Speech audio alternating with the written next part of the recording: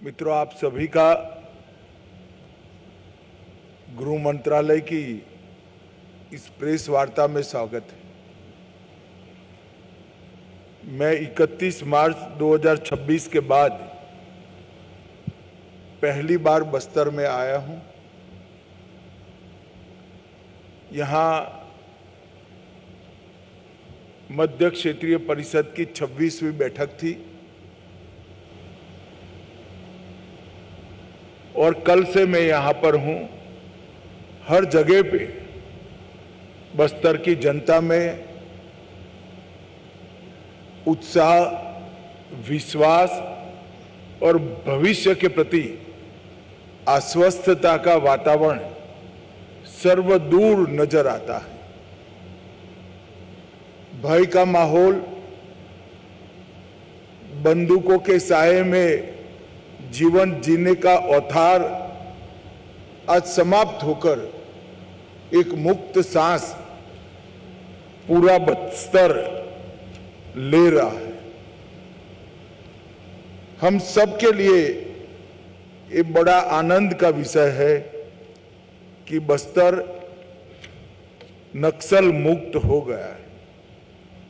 मित्रों, इसमें कुछ तिथियों का बहुत बड़ा महत्व है।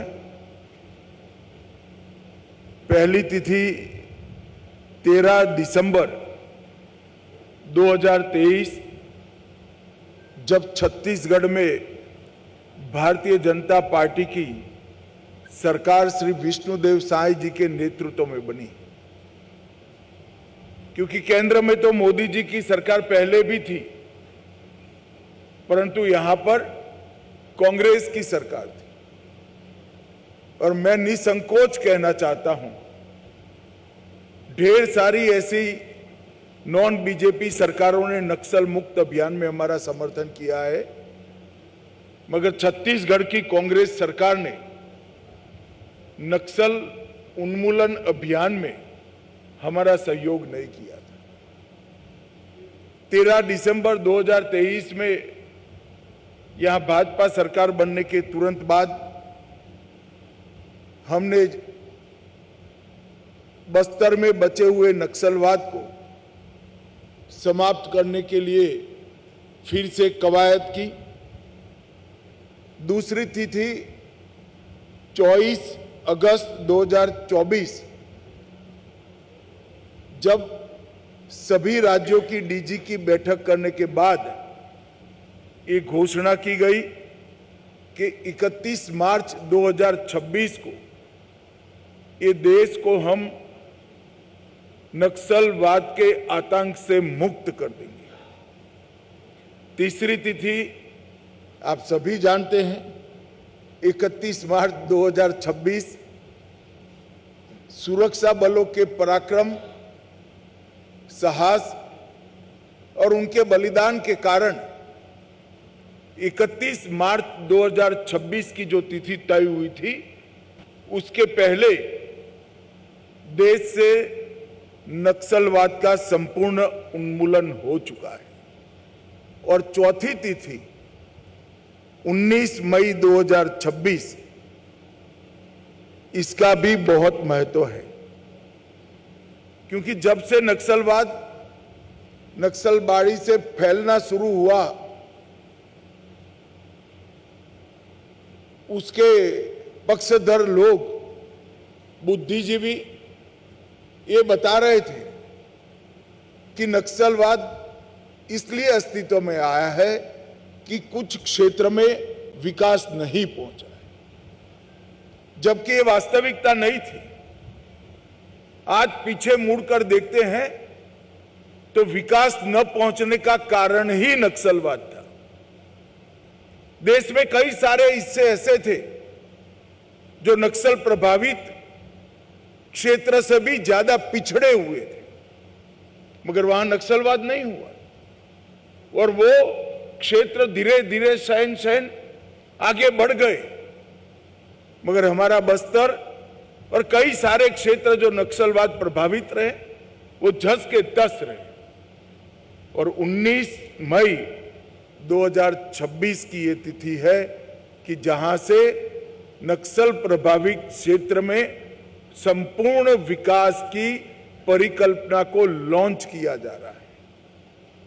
कल ही मैंने वीर शहीद गुंडाधुर सेवा डेरा का उद्घाटन किया है।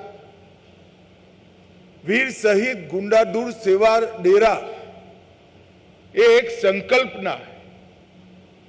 ये पूरे क्षेत्र को, केरल जितना बड़े भूभाग के बस्तर के 7 जिले को नक्सलवाद से मुक्त कराने के लिए भारत सरकार के गृह मंत्रालय के द्वारा यहां पर करीब करीब 200 सुरक्षा कैंप बनाए गए। वो कैंप में सीएपीएफ के जवान, डीआरजी के जवान, छत्तीसगढ़ पुलिस के जवान रहकर वो क्षेत्र की सुरक्षा की चिंता करते थे। मगर अब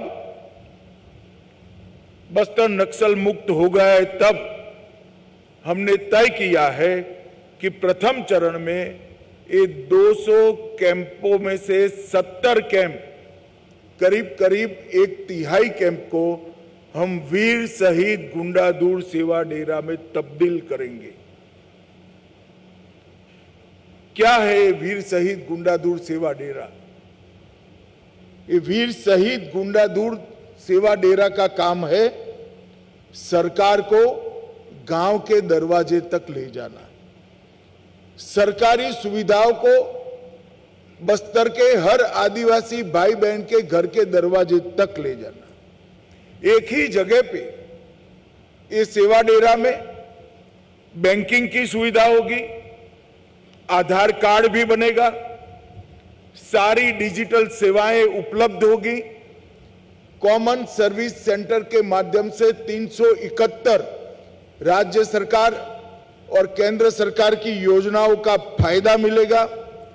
बैंकिंग कॉरेस्पोंडेंट भी वहां उपस्थित होंगे, कौशल प्रशिक्षण भी होगा, जिसके माध्यम से रोजगारी के लिए सभी को तैयार किया जाएगा। स्वास्थ्य सेवाएं भी वहां पर उपलब्ध होगी, सस्ता अनाज की दुकान भी होगी, प्राथमिक शाला भी होगी, आंगनवाड़ी भी होगी। तो एक प्रकार से एक ही सेवा डेरे के अंदर विकास के सारे काम वहीं पर उपलब्ध हो जाएंगे। और उसका उद्देश्य होगा कि 50 साल से यहां जो विकास के महरूम रह गए नागरिक हैं, उनको सभी योजनाओं का 100% सैचुरेशन करा देना, इस क्षेत्र में रोजगारी लाना और हर ट्राइबल को छोटे छोटे काम के लिए बहुत दूर नहीं जाना पड़ेगा और आर्थिक गतिविधियों का केंद्र भी ये डेरा बनेगा। महिलाओं का आजीविका का साधन भी वहीं होगा। वहां सिलाई प्रशिक्षण, ढेकी चावल, इमली प्रोसेसिंग की इकाइयां जैसी कई सारी चीजों के लिए कौशल से युक्त आदिवासी माता बहनों को कराया जाएगा। अब विकास की भागीदारी महिलाओं की भी होगी। यहां पर पैक्स भी बनेगा, यहां पर गांव की डेयरी भी बनेगी और ये डेयरी में हर ट्राइबल महिला अपने पशु का दूध वहां पहुंचा पाएगी। यही सेवा डेरा का उपयोग कर हम बस्तर के हर आदिवासी नागरिक को एक गाय और एक भैंस देने वाले हैं, जिनके माध्यम से कोऑपरेटिव तरीके से वो अपना दूध पूरे भारत में मार्केटिंग कर पाएंगे। एनडीडीबी के साथ छत्तीसगढ़ सरकार ने एग्रीमेंट कर लिया है। हमारे उप मुख्यमंत्री गुजरात जाकर कोऑपरेटिव डेयरी का पूरा मॉडल समझकर आए हैं और आने वाले 6 माह में हम यहाँ पर बस्तर संभाग में डेयरी का एक बड़ा नेटवर्क बनाने जा रहे हैं। मित्रों, यहाँ जहाँ पहले बंदूक के संगीन के साए थे, वहाँ पर विकास पहुंच जाएगा। और ये युवाओं के लिए बहुत बड़ा संदेश है कि अब तक नक्सलवादियों के कारण, नक्सल आंदोलन के कारण ये पूरा क्षेत्र विकास से महरूम रह गया था। ना उनका राशन कार्ड मिला, ना उनको मुफ्त अनाज की योजना का फायदा मिला, ना 5 लाख तक का स्वास्थ्य का बीमा मिला, ना उनके धान को 3100 रुपया क्विंटल खरीदने की व्यवस्था की गई। रोजगारी का दूर दूर तक नामो निशान नहीं था। ना गांव में बिजली पहुंची, ना पानी पहुंचा, ना स्कूल पहुंची। ये सारी व्यवस्था ये डेरा के माध्यम से हम पूर्ण बस्तर में करने जा रहे हैं। और ये शहीद वीर गुंडाधुर सेवा डेरा, ये नक्सल प्रभावित बस्तर जो एक जमाने में था, वो नक्सल मुक्त विकसित बस्तर बनाने का एक बहुत बड़ा जरिया बनेगा। यहीं पर जंगल की वन उपजों को कोऑपरेटिव तरीके से प्रोसेस कर इसका मुनाफा भी हम पूरा का पूरा हम आदिवासियों तक हम पहुंचाएंगे। मित्रों, इसके पहले ही भारत सरकार ने नरेंद्र मोदी जी के मार्गदर्शन में बस्तर के विकास के लिए कई सारे काम कर चुके हैं। हमने 20,557 करोड़ की लागत से 12,211 किलोमीटर सड़कों का निर्माण पूरा कर दिया है। टोटल 13,000 मोबाइल टावर का प्लानिंग किया है। इसमें से 5,000 मोबाइल टावर देश भर के नक्सल प्रभावित क्षेत्र में लग चुके हैं। 1804 बैंक की शाखाएं खुली हैं, 1321 एटीएम खुल चुके हैं और 890 पोस्ट ऑफिस खोलने का काम भी समाप्त हो चुका है। 259 एकलव्य मॉडल स्कूल खोले हैं, 46 आईटीआई और 49 स्किल डेवलपमेंट के सेंटर खुल चुके हैं।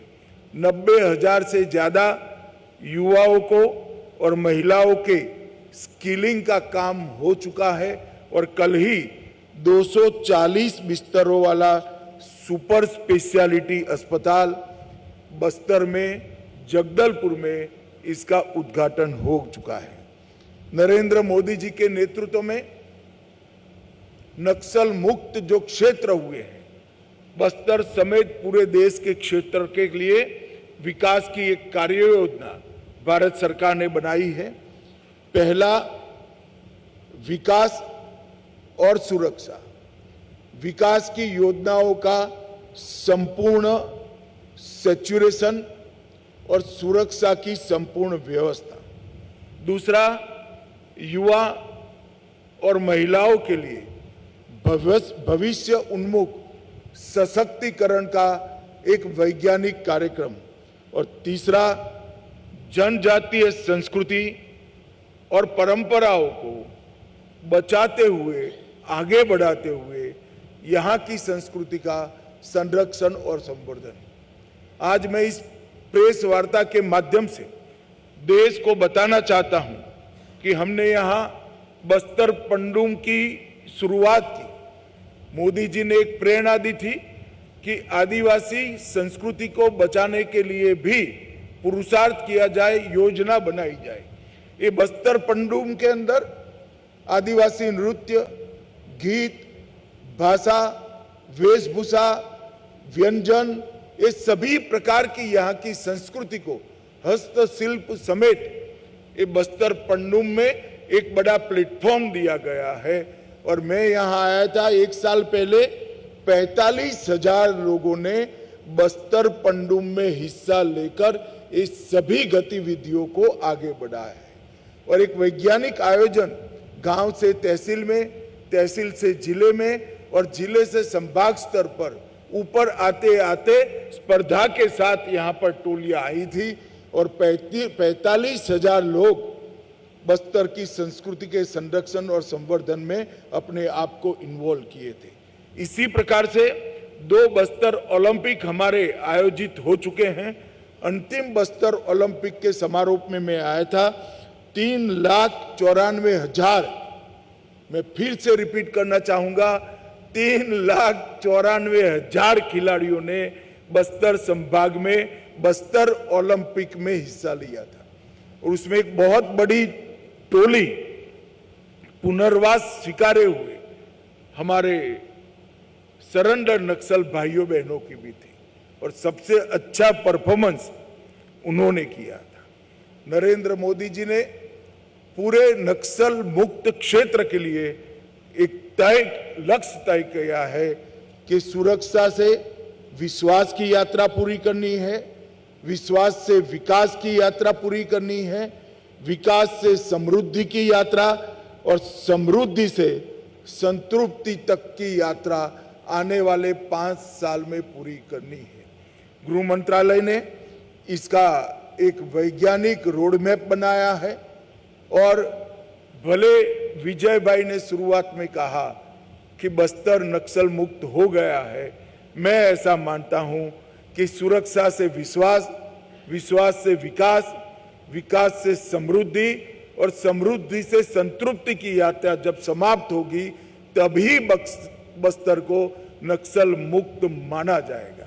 और यहां से देश भर के माओवादी विचारधारा के अनुयायियों को हम एक संदेश देना चाहते हैं, हिंसा किसी भी बात का समाधान नहीं है। लोकतांत्रिक मूल्य, परस्पर सहयोग और विकास की अवधारणा ही व्यक्ति के विकास का आधार बन सकते हैं।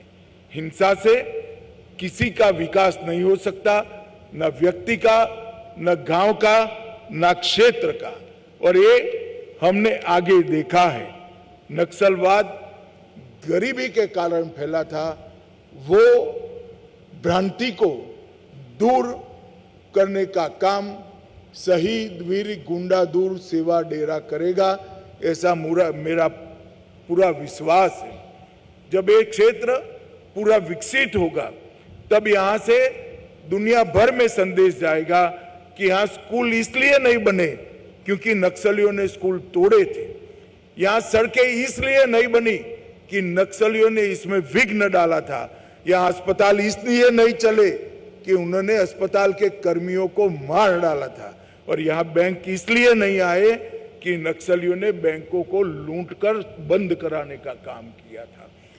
ये बस्तर का शहीद वीर गुंडादूर सेवा डेरा का प्रयोग ये देश भर में जो हथियार लेकर विकास का रास्ता तराश रहे हैं उनके लिए एक विकास का लोकतांत्रिक मॉडल भारत की ओर से पेश किया जाएगा, इसका मुझे भरोसा है। मैं अंत में बस्तर के सभी नागरिकों को भारत सरकार और देश के प्रधानमंत्री नरेंद्र मोदी जी की ओर से भरोसा दिलाना चाहता हूं कि अब भय से जीने की जरूरत नहीं है। यहां नया सूर्योदय हो चुका है। भले आजादी के इतने साल बाद ही अब विकास का रास्ता प्रशस्त हो रहा है। यहां के आदिवासी युवा और महिला विश्वास के साथ आगे बढ़े। भारत सरकार और छत्तीसगढ़ सरकार आपके साथ है। कंधे से कंधा मिलाकर आपके जीवन में उजियारा लाने के लिए दोनों सरकारें कटिबद्ध है।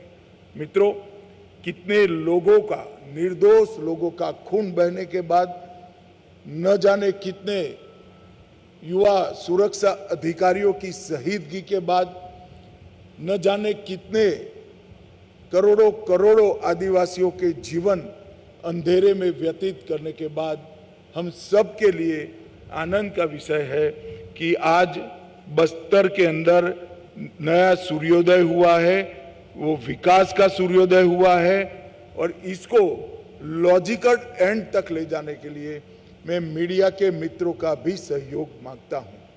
मित्रों, आज नक्सल प्रभावित क्षेत्र जो था बस्तर, वो विकसित क्षेत्र बनने जा रहा है, तो तब बस्तर की जनता को भी मैं आगाह करना चाहता हूं कि यही लोग जो माओवादी विचार सरणी से प्रेरित होकर बंदूक लेकर हमारे बस्तर को बर्बाद किए, वो भेष बदल कर आएंगे, बात बदल कर आएंगे, नाम बदल कर आएंगे।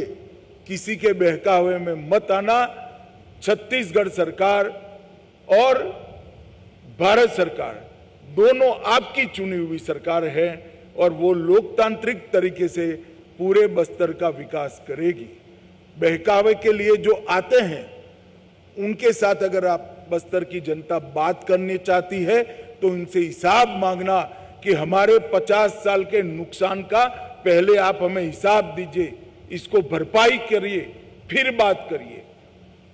भारत सरकार और छत्तीसगढ़ सरकार दोनों कंधे से कंधा मिलाकर ये पूरे क्षेत्र को समस्त देश में सभी आदिवासी संभागों में सबसे विकसित संभाग बनाने के लिए कटिबद्ध है और आने वाले 5 साल में ही बस्तर पूरे देश के सभी आदिवासी संभागों में सबसे विकसित संभाग बनेगा, इसका मुझे विश्वास है। इस मौके पर मैं फिर से एक बार, कई बार मैं बोल चुका हूं मगर फिर से कहना चाहता हूं कि ये नक्सल मुक्त भारत का संपूर्ण यश जिन्होंने अपना सर्वोच्च बलिदान इस लड़ाई में दिया, वो सुरक्षा बलों के जवान और उनके परिजनों को जाता है। वो सुरक्षा बलों के जवानों को जाता है जिन्होंने नितांत यातनाएं उठाकर इस अभियान को चलाया, लड़ाई लड़ी और यहाँ के ट्राइबल क्षेत्र को नक्सल मुक्त करने में अपना योगदान दिया। मैं फिर से एक बार नक्सल अभियान के कारण जो जवान अपना सर्वस्व बलिदान दिए हैं वो जवानों को मनपूर्वक श्रद्धांजलि देना चाहता हूं और वो सारे लोग जिन्होंने नक्सलवाद के कारण अपने परिजन गंवाए हैं उनके प्रति भी मैं संवेदना और सांत्वना व्यक्त करना चाहता हूं। धन्यवाद।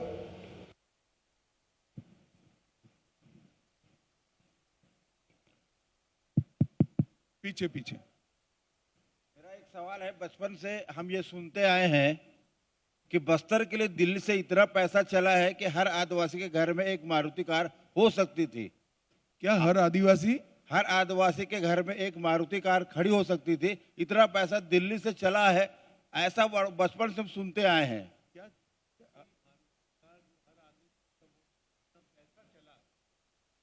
मैं ये कहना चाहता हूं, नहीं, ऐसा नहीं है। यहाँ इस तरह की परिस्थिति ही नहीं थी कि विकास हो पाए। अब रोड बन गया, अस्पताल बन गया, मोबाइल टावर आ गए, गांव में पानी पहुंचने लगा है, स्कूल पहुंचने लगा है और स्किलिंग भी हो रहा है, तो समृद्धि अपने आप आएगी। सरकार मारुति गाड़ी नहीं भेज सकती, सरकार व्यक्ति को इसके योग्य बना सकती है जो अपनी मारुति खरीद पाए, वो हम सुनिश्चित करेंगे। बस्तर मुक्त, धन्यवाद, हो गया बेटी। बस्तर नक्सल मुक्त तो हम हो गया। विवाद नहीं कर सकते भैया, सवाल जवाब कर। आगे आगे बढ़े सर। बस्तर नक्सल मुक्त हुआ, इसके लिए आपको सरकार को बधाई।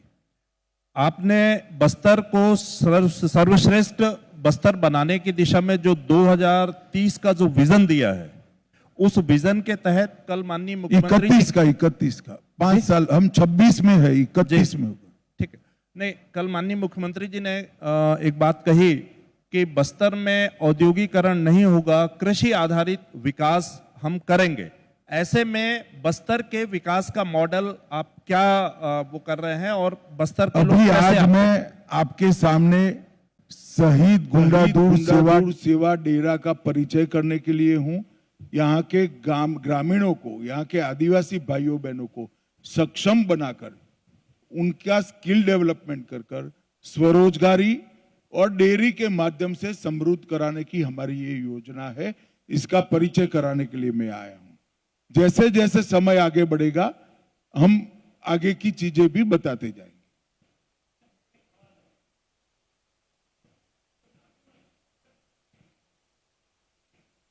भाई माइक दे दो वहां।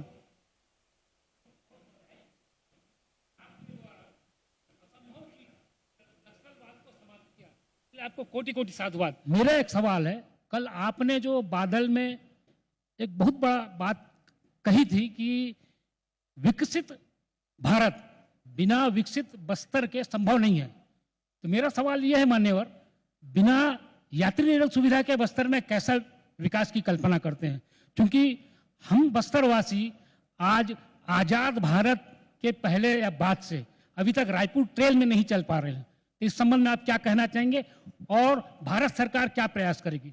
देखिए एक ऐसे क्षेत्र के विकास की कार्य योजना बनाने के लिए हम आगे बढ़े हैं जो बाकी के देश के हिस्सों से लगभग 30-40 साल विकास की रेस में पिछड़ गया है।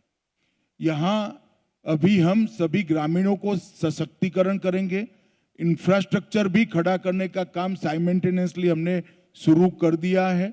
यहाँ इरिगेशन की योजनाओं का भी डिजाइन हो रहा है, रेलवे भी पहुंच रही है और साथ में एक बार ये पहला चरण समाप्त होने के बाद बस्तर के संपूर्ण विकास की भी कार्य योजना हम बनाएंगे। परंतु मैं इतना सुनिश्चित करना चाहता हूं कि बस्तर का हर नागरिक की अभी जो एवरेज आय है उसको कम से कम हम 5 साल में 6 गुना करने का काम करेंगे। इसमें कोई संशय रखने की जरूरत नहीं और इसका वैज्ञानिक आयोजन हमारे साथ उपलब्ध है। सर नमस्कार, मेरा नाम नरेश है। सर मैं जानना चाहता हूं सर, आपने एक मॉडल बताया कि सहकारिता के माध्यम से ये समृद्धि पहुंचेगी गांव तक, एक भैंस और एक गाय और अन्य चीजें की जाएंगी वन उत्पाद से संबंधित। क्या विशेष पैकेज का भी प्रावधान है?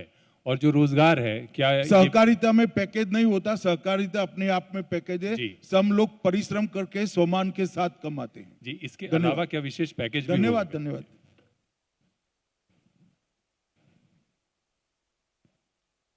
सर नमस्कार। बस्तर नक्सल मुक्त हो गया है, लेकिन बस्तर में एक अफवाह तेजी से फैल रही है कि अब जल जंगल जमीन भी खत्म हो जाएगा। आदिवासियों को क्या मैसेज देना चाहेंगे? आदिवासियों को क्या मैसेज देना चाहेंगे?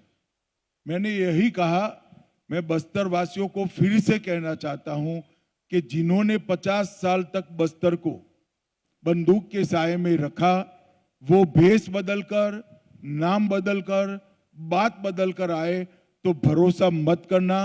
आपकी चुनी हुई तहसील पंचायत, आपकी चुनी हुई जिला पंचायत, आपकी चुनी हुई राज्य सरकार और आपकी चुनी हुई भारत सरकार का भरोसा करना, वो ही बस्तर को विकसित कर सकते हैं। जो उकसाने आते हैं उनको एक बात जरूर कहना चाहिए कि 2 साल जरा बस्तर में रह जाओ, दिल्ली में जाए बगैर, तभी जाकर यहां पर सच अर्थ में विकास का सवेरा होगा। सर मैं अंकित मिश्रा हूं। अभी जो नक्सलियों ने जो पुनर्वास किया है, आने वाले समय में इनको लेकर के क्या तैयारियां हैं कि दोबारा जो है वो फिर से नक्सलवाद के रास्ते पे न जाएं, उनको भरोसे में लिया जा सके? देखिए, पुनर्वास किए हुए सारे नक्सली भाइयों बहनों के लिए भारत सरकार ने 20 करोड़ रुपया खर्च कर एक सेंटर बनाया है, जहां अभी उनका स्किलिंग भी हो रहा है। जो निरक्षर है उनकी पढ़ाई लिखाई भी हो रही है, साइकोलॉजिकल मैपिंग होकर एक नया विश्वास बढ़ने का साइकोलॉजिकल ट्रीटमेंट भी हम उनको दे रहे हैं। और आने वाले समय में वो अपने परिवार के साथ सम्मान के साथ रहे, इस प्रकार की पूरी ट्रेनिंग करने की व्यवस्था छत्तीसगढ़ सरकार और भारत सरकार ने की है। एक बहुत बड़ा प्रोजेक्ट है और मैं मानता हूं कि जिनको स्कूल से नक्सली उठा गए और वो नक्सलवादी बने, इसका कोई दोष नहीं है। वो तो विक्टिम थे, जिन्होंने हथियार डाल दिए। उनको पूरा अधिकार है सिस्टम के अंदर पुनः प्रस्तापित होकर सम्मान के साथ जीने का।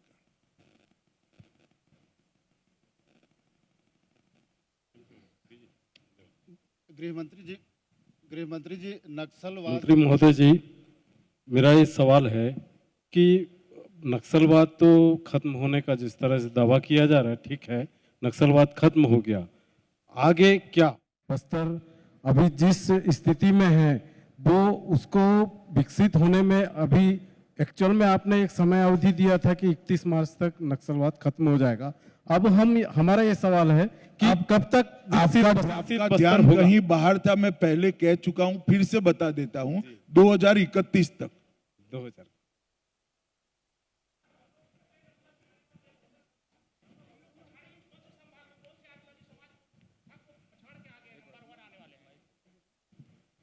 सर आपने कहा कि बस्तर नंबर 1, जरा नजदीक रखिए। आपने कहा कि बस्तर नंबर 1 संभाग बनेगा आदिवासी क्षेत्र में, तो हम किस संभाग को देश के पीछे करके आगे बढ़ेंगे, उसके बारे में थोड़ा पूछा था। कौन सा संभाग है जिसको हम हटा? अभी तो भारत सरकार ने एक बहुत अच्छे सोच विचार के साथ एक योजना बनाई है। कल सभी नक्सल प्रभावित क्षेत्रों के राज्य के अधिकारियों की भी यहां पर मीटिंग थी। इसमें कार्य योजना का डिटेल प्लानिंग सभी राज्य सरकारों के साथ शेयर भी किया गया है। गृह सचिव ने स्वयं एक प्रेजेंटेशन देकर ये कार्य योजना सबके सामने रखी है। अभी बस्तर का जहां तक सवाल है, शहीद वीर गुंडादुर सेवा डेरा से हम शुरुआत करेंगे और विकास के लिए जो कुछ भी जरूरी है वो सभी चीजें एक के बाद एक इसके अंदर जोड़ते जाएंगे। अभी सबसे बड़ी जरूरियात है लोगों को सरकार की सारी योजनाओं का लाभ मिले, 100% सैचुरेशन तक पहुंचे, स्किलिंग हो, कोऑपरेटिव के माध्यम से उनकी आय को बढ़ाया जाए और फिर संपूर्ण विकास की दिशा में भी हम आगे बढ़ेंगे। सर आपने कहा बस्तर बदल रहा है, बस्तर के युवाओं के भविष्य के लिए केंद्र सरकार का सबसे बड़ा विजन क्या रहेगा सर? अब मैं किस तरह से आपको समझाऊं वो मालूम नहीं पड़ा, शायद मेरे समझाने में ही क्षति होगी। अभी मैंने जो कहा है वो ही केंद्र सरकार की कार्य योजना है। Sir this is Rajneesh from ANI। Sir जैसे कल आपने बोला था कि यहाँ पे एम्प्लॉयमेंट जनरेशन के लिए ओपनिंग की जाएंगी, लोगों को एम्प्लॉयमेंट ओपनिंग की जाएंगी कि लोगों को अगर प्रॉपर एजुकेशन मिलने के बाद अगर वो अप्लाई करते हैं तो उनको कुछ छूट मिलेगा एम्प्लॉयमेंट में यहाँ पे, तो उसके लिए क्या रणनीति बनाई गई है और खास तौर पे स्पोर्ट्स फैसिलिटीज किस तरह से यहाँ पे डेवलप की जाएंगी? देखिए अब मुझे लगता है कि सवाल समाप्त हो गए, एक ही सवाल घूम कर सब पूछ रहे हैं। अभी स्किलिंग के माध्यम से स्वरोजगार, एजुकेशन के माध्यम से सरकार में नौकरियां, एजुकेशन के माध्यम से प्राइवेट नौकरी में के लिए उसको लायक बनाना और स्किलिंग के माध्यम से ही प्राइवेट नौकरी के लिए उसको लायक बनाना और कोऑपरेटिव के माध्यम से किसान और महिला दोनों को रोजगारी के साथ जोड़ना। ये एक शुरुआती कार्य योजना है। पहला चरण समाप्त होने के तुरंत बाद हम आगे का रोड मैप लेकर भी आएंगे। चलिए आप सभी का बहुत बहुत धन्यवाद। पहले तो